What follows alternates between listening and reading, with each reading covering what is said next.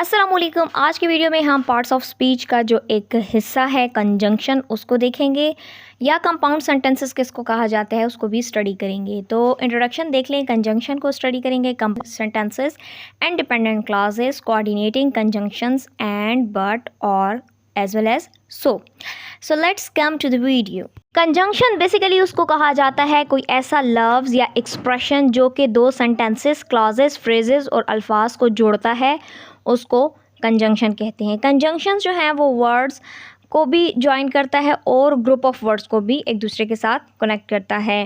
Coordinating conjunction जो है वो वर्ड्स, फ्रेजेस और क्लॉजेस का रब्त कायम करता है। इसके बाद देखते हैं कंपाउंड सेंटेंसेस को। जब हम दो या दो से ज़्यादा आइडियाज़ को कनेक्ट करते हैं एक दूसरे के साथ ताकि हमारा जो सेंटेंस है वो और भी इंटरेस्टिंग लगे, उसको कहा जाता है कंपाउंड सेंटेंसेस। अगर मैं इसको मज़ीद आसान करूं तो हम ये कह सकते हैं कि जब इंडिपेंडेंट क्लॉजेस को आपस में जोड़ा जाता है एक सेंटेंस की शक्ल में ताकि हमें जुमले की सही तरीके से समझ आ जाए, उसको कहा जाता है कंपाउंड सेंटेंस। इंडिपेंडेंट क्लॉज कहते हैं एक ऐसे अल्फाज का जो ग्रुप है जो कि ख़ुद ही खड़े हो सकते हैं, यानी ख़ुद मुख्तियार होते हैं वो अल्फाज।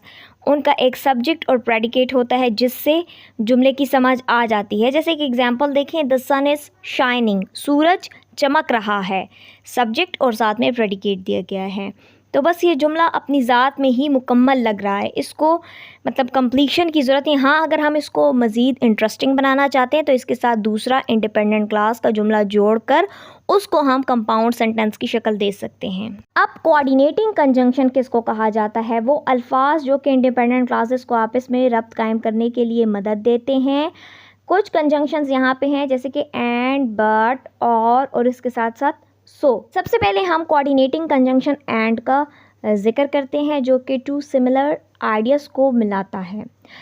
ही lives in Victoria and he studies at UVIC। वो विक्टोरिया में रहता है और वो वहाँ की कैनेडियन यूनिवर्सिटी जिसको कनाडा लीड करती है, पब्लिक यूनिवर्सिटी है, रिसर्च इंटेंसिव, तो वहाँ पर स्टडी करता है। She is both intelligent and beautiful. वो खूबसूरत भी है और जहीन भी। The cat she is the mouse and it climbed on a tree.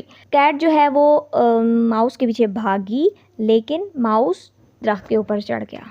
इसके बाद कोऑर्डिनेटिंग कंजंक्शन बट को देखते हैं जो कि दो कंट्रास्टिंग आइडियाज़ को एक दूसरे के साथ ज्वाइन करता है। John is Canadian but Sally is English. John जो है वो कैनेडियन है और सैली इंग्लिश है। He is not only intelligent but also very funny. वो सिर्फ ज़हीन नहीं है बल्कि बहुत फ़नी भी है। I wanted to play outside but it started raining. मैं बाहर खेलना चाहती थी लेकिन वहाँ पर बारिश शुरू हो गई है। कोऑर्डिनेटिंग कंजंक्शन और का इस्तेमाल तब किया जाता है जब दो अल्टरनेट आइडियाज़ को ज्वाइन किया जाए। आई कुड कुक सपर और we could order pizza.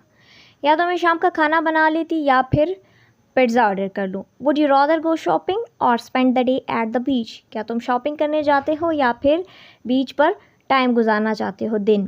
Do you want chocolate ice cream और वुड यू प्रेफर वनीला। आप चॉकलेट आइसक्रीम खाना चाहेंगे या फिर आप वनीला प्रेफर करना चाहते हैं। तो और जो है वो दो अल्टरनेट आइडियाज़ को ज्वाइन करने के लिए यूज़ किया जाता है। कोऑर्डिनेटिंग कंजंक्शन को तब लगाया जाता है जब सेकंड आइडिया जो है वो पहले के नतीजे में आ जाए। जैसे कि she was sick so she went to the doctor. वो बीमार थी तब ही वो डॉक्टर पे गई है, इसीलिए।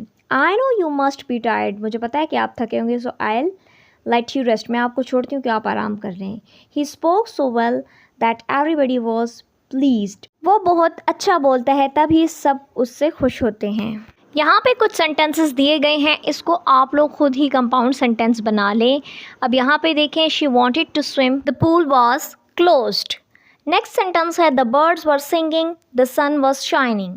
Do you like to read, do you like to play soccer. अब यहाँ पे आप देखें और एंड सो बट किस चीज़ का इस्तेमाल किया जा सकता है कंजंक्शन का, तो वो आप खुद ही पुट करके अपने सेंटेंस को कंप्लीट करें ताकि आपकी प्रैक्टिस हो जाए। Thank you so much for watching the video. आज की वीडियो में यही कुछ था। See you soon, take care of yourself. अल्लाह हाफिज़।